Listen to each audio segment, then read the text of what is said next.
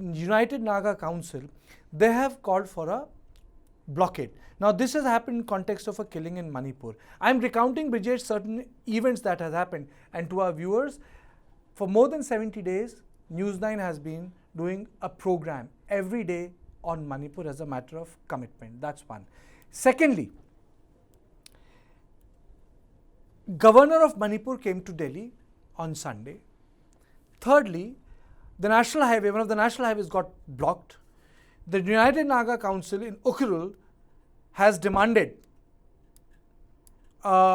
restoration of peace, but what has happened in turn is that they have blocked the entire area, which is leading to a sort of a bandh in that entire area.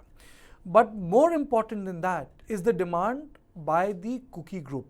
We have got the bite, we will play out the bite for you. We have got the release, we'll play out the release for you. Absolutely. The Kuki groups are saying that it's not about separate administration. It is about a separate state. Now, how correct is this demand? Because now, from more power to more state, disintegration of a state, and that too not because there is a reason to it, but it is being born out of enmity. These are the latest visuals. We have also got visuals which we are going to show you, that civilian material was being used to make weapons. Now, this is for the first time that we are witnessing. Civilian materials are being used to make weapons. You know, these are pipes, civilian pipes. These are used from electricity girders. Well, Kartikeya, I would just like to button, you know, if you look at this, the country-made pistols and how it is made, it is always made of these, you know, utensils, jeep. Okay. And you know, though there is a political activity, Brijesh, but what is happening is, and I'll read out that paper for you, because that paper is very, very important. And that paper tells you that somehow the goalposts have been shifted. We're going to put that paper out. That paper is very, very important, because that paper tells us as to how goalposts have changed completely in the politics of Manipur. And that is going to create a lot of problems. When I say the goalposts have been changed, I mean that certain things have shifted. For example, the Kuki INPI Manipur in a press communique on 13th of July stated that Kuki INPI Manipur explicitly stated its demand for a separate administration in the form of a separate state under Article 3 of the Indian Constitution based on the following rationale. It says the Kukis shall continue to strive together with sweat and blood to protect our rights and liberties until our political demand is realized in the form of a separate state. Now, it tantamounts to physical disintegration of the state. When you use the word separate state, absolutely, it connotes a different meaning. You can say that it's under this, but it connotes a different meaning. Do you think that this is going to make any positive contribution? No, Kartikeya, it is not going to make any kind of positive contribution. And if I may go by you know, the stand which has been taken by either Central Home Ministry or the state administration headed by N. Biren Singh, or most of the majority of the MLAs, you know, they are saying that they have maintained from the word go that, you know, that territorial integrity is something which is non-negotiable. And I don't see, you know, and at that point of time, the demand was for separate administration or not for separate stand. It seems that Kukis have hardened the stand. It says central government to expedite separate administration in form of creation of a new state. I'm just reading out that text for you.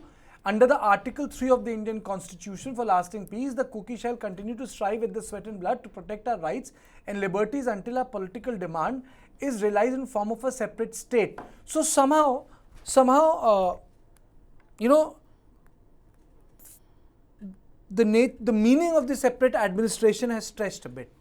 Well, yes, it has. And, you know, the demand from, you know, separate administration to separate state under Article 3 is something which I don't think anybody is going to agree to. And the hardening of positioning, you know, from both sides has further, you know, deepened the kind of divide which we've been already witnessing in the last 70 plus days. And unfortunate aspect is that the violence is not coming to an end with the Naga woman being shot dead. has further exacerbated the entire already volatile situation in the ground of Manipur. And this is the reason why, Kartikeya, the government needs to act and act fast. Because this further hardening of stand is something which will make the task of the government all the more difficult to get them and sit across the table. You know what is more worrisome is, and before I go to Rohan Singh, Hejang Misao and Hasina Kharbhih, the militancy or insurgencies in Northeast were against state governments. If you look at Indira Gandhi, was 3 years into her prime ministership when she had to bomb Aizawl, because at that point of time, the Aizawl was not under the control of the Indian government. Or for example, the whole demand by NSIM. So it was state versus the militants. Here the state has become a bystander which is trying to create a buffer zone, and two ethnicities are clashing and they have created separate areas for themselves. So even in that case, you do not have any legality of separate residential areas. The communities have done it for themselves. Kuki teachers have gone to the Kuki areas. Meitei teachers have gone to the Meitei dominated areas. The separation, if not on paper, but in the mind, on the land, has become complete. Well, Kartikeya, that is how the reality fits itself on the ground zero, because you and I talking about it, most of the guests here talking about it, and trying to judge the situation, and then there is a situation on the ground, and those two are completely different. We may say that both communities, both ethnicities should come together, sit across the table, talk, thrash their issues out and all, but on the ground nothing of that sort is happening. The divide is further deepening by the day, and this is the reason why, irrespective of the kind of messaging the government wants to send across, by opening schools, by asking people to come to office and start working and all, they have not been able to force people to people from hill to go to valley and people from valley to go to hill, because the fear is legit, and we may theoretically try to debunk their legit fear, but that is how it is acting on the ground, and that is one aspect which the government has to take. Initially the government said that if you don't come to if you don't join work, the salary will be cut and all, but later I think better sense prevailed when that aspect of the order was removed. But I think the government has a lot to do before it sends a very positive message, and there's no point further exacerbating this situation by allowing a degree of inaction to result into further chaos rather than stabilizing the peace. Okay. Your opening statement, Rohan, and welcome to our show. Thank you. As per as I have been observing very much with the community fight which is happening right now between the Meiteis and the Kukis, we have also had a peace protest that was held at the Constitution Club of India on day before yesterday. In spite of all the odds that I and our group has been receiving, I was detained by our Delhi police for around 5.5 hours from 8 o'clock morning till 2 o'clock. And the meeting was done itself around 2 o'clock at Constitution Club of India, in spite being though 144 was there at Jantar Mantar. And our message was a very strong message to put peace in Manipur, and even our Naga leader Oza Sankashar came and joined the program. We had the presence of Meitei Muslims, we had the presence of the Gorkhas from Manipur, and we were trying to portray that this is the need of the hour, this is the need of, the call of peace from all the communities of Manipur, and this is what Manipur exactly looks like. So I kind of feel like, yes, we have done violence from both the sides, from the Kukis and from the Meiteis also, and accidentally, there are also some kind of mistakes that we have been made. I won't be justifying the egg which yesterday some of the locals from some village in Manipur had done to one of the girls from the Marine tribe. And even the Laika has already, even the community from that particular Laika has already casted that 3% out of the village itself.